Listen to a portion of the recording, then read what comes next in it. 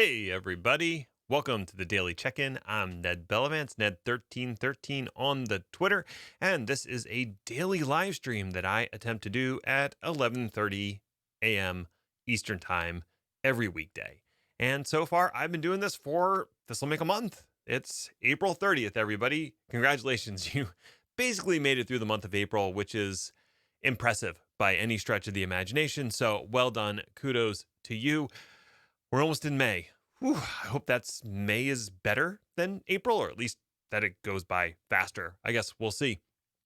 Today's topic is Red Hat Tech Field Day, and don't have any housekeeping items. I just want to dive straight into Tech Field Day and what Red Hat presented to me and the rest of the delegates yesterday. So before I do that, I just want to check in with you. How you doing? How are things going in this crazy world we're living in today? Around here, been helping the kids with homework all morning. Or it's not even homework, it's schoolwork, but it's at home. So I guess it's technically homework, but they're doing it during the day. I don't know. It's all confusing. Up is down, left is right, cats and dogs living together.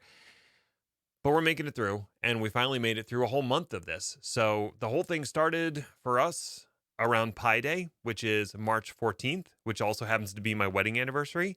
And now we're rounding out April. So that's 6 weeks of quarantine. And well, we're all still alive and all still healthy. So I guess time to be thankful for that. And I hope you are too. The topic at hand today is what Red Hat presented to me and the rest of the delegates that participated in Tech Field Day Extra Edition yesterday. So yesterday, me and 11 other fellow delegates were on a Zoom presentation with some folks from Red Hat, and they went through seven presentations over the course of the day. Obviously, there was a lot of information that was transmitted to us. I'm not going to try to summarize every single thing that they talked about because this is a 10-minute live stream and not a 10-hour live stream, because there's a lot to unpack here. We had the CTO of Red Hat, Chris Wright, talking to us. We had probably the best known name around Openshift, Brian Gracely, did a presentation. We also had Andrew Clay Schaefer talking about his digital transformation ideas and how to go about that in an organization. So there was some deep tech, and there was also some more theoretical and philosophical conversations happening. So like I said, a lot to unpack there. The thing that I want to focus on is my first impressions of the presentations as a whole, and especially about Openshift and its place in the market. So Openshift was the focus, and there's a new version of Openshift. I think it's 4.4 is what they kept saying. So Openshift 4.4 is out. And obviously, it brings some new bells and whistles with it. Now, Openshift is not a product that I personally have worked with a lot. I think I've spun it up in a demo a couple times to just kick the tires, but I don't know a ton about it. What I do know is that it's based off of Kubernetes, and also that wasn't always the case. Early versions of Openshift, I think versions 1 and 2, so 3 was the first one maybe that did Kubernetes, but it was something like that.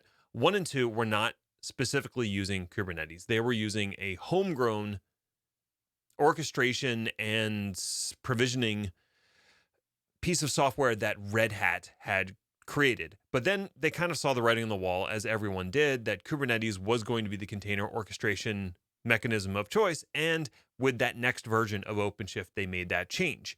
And basically, they take upstream Kubernetes and they add additional services, and then they offer Openshift as either a fully managed offering or a customer managed offering that they provide the bits for. So there's kind of like two deployment models there. So at a very high level, Openshift is a managed version of Kubernetes with some additional sauce on top of it, especially when it comes to UI, developer experience, and the upgrade process. So basically, the presentations mostly presumed that you already had a certain amount of Red Hat running in your organization.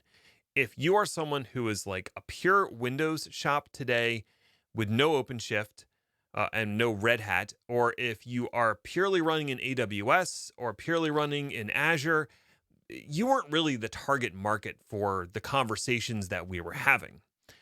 The second thing that I noticed and kind of jumped out at me was Kubernetes was a foregone conclusion throughout the entire presentation.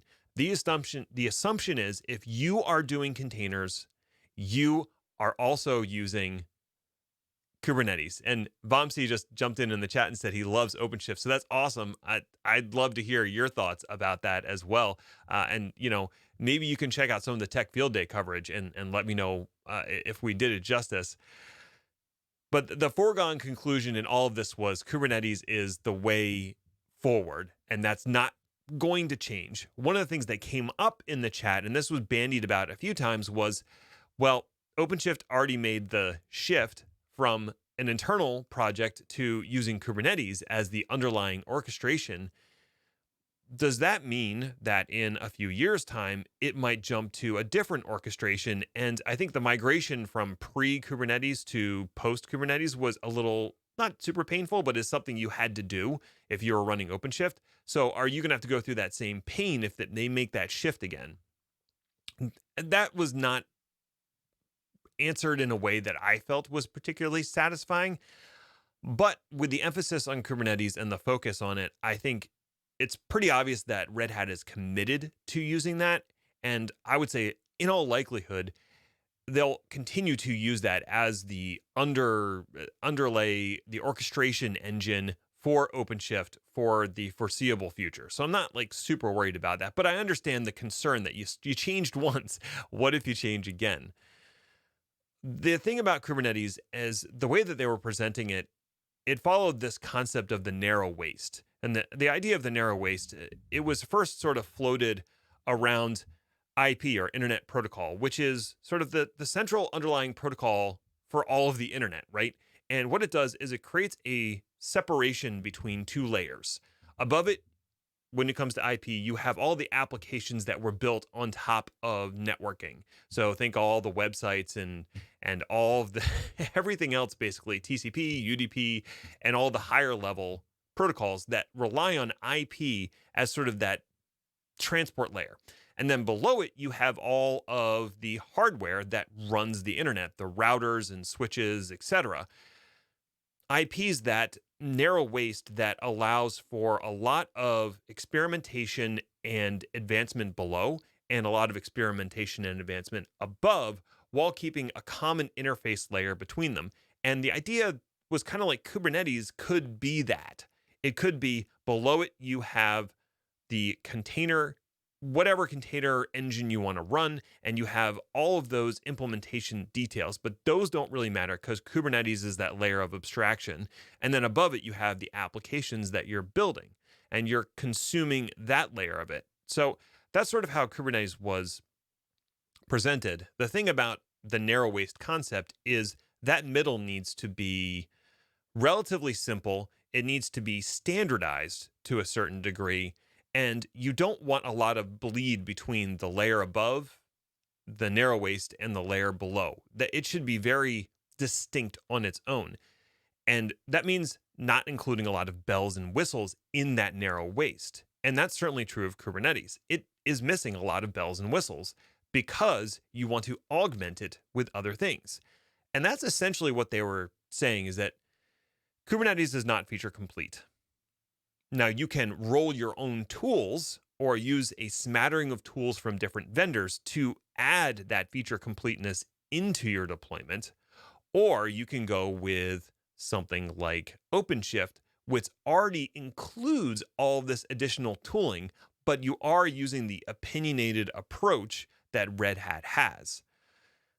So for those who are already in the Red Hat ecosystem and are happy with that, Openshift is like a slam dunk. For people who are considering Kubernetes, less of so, because do you want to buy into that entire ecosystem, or do you want to pick and choose what you're going to use for various aspects of your Kubernetes augmentation? Do you want to be more selective over your networking underlay and overlay? Do you want to be more selective about what package manager you're using? Do you want to be more selective about the way that you're using CI/CD. I think a lot of that is kind of baked into Openshift, and you don't have to use it, but it's kind of like if you're going to pay for it, you probably should. So that was one big aspect of what we talked about in Tech Field Day was all of these additional things that they're adding in. And there was a whole session about networking. There was a whole session about not libvirt, sorry, KubeVirt, which allows you to run a virtual machine inside a container. I feel like I need to do a whole separate live stream just about that. And finally, there were some comparisons to how Openshift goes about delivering Kubernetes to the end user and the way that VMware has gone about delivering Kubernetes to the end user. And there were definitely some comparisons made there. And I feel like that in itself is yet another video that I need to do, because I can't do that discussion justice in the remaining 20 seconds that I've allotted for this video. So at a high level, the main takeaways of the conversation are, number one, Openshift is really focused on those who are looking to use Kubernetes and are already using Red Hat to a certain degree. I think that's their target market. Sure, they're going to pick up some stragglers along the way, but that's really who they're targeting. The second thing is Openshift is all about Kubernetes, and it looks like they're going to support that for the foreseeable future. And the third thing is that Kubernetes represents a narrow waist, and it's not feature complete. So you can either add the features yourself or take advantage of something that another vendor has cooked up for you, a la Openshift. So those are my three big takeaways from the sessions as a whole. I think tomorrow I might dive more into the VMware comparisons, because I think that's going to be pretty germane for someone who is currently running VMware and maybe also running some Red Hat in their organization. So that'll be tomorrow's topic. But that does it for me today. Thank you so much for watching. If you don't mind and you want to subscribe, it's probably somewhere around there. If you want to subscribe to the channel, that would be amazing. I'm almost at 30 subscribers, which means 30 people care to listen to what I have to say, which is awesome. Until tomorrow, thank you so much for watching. Stay healthy and stay safe.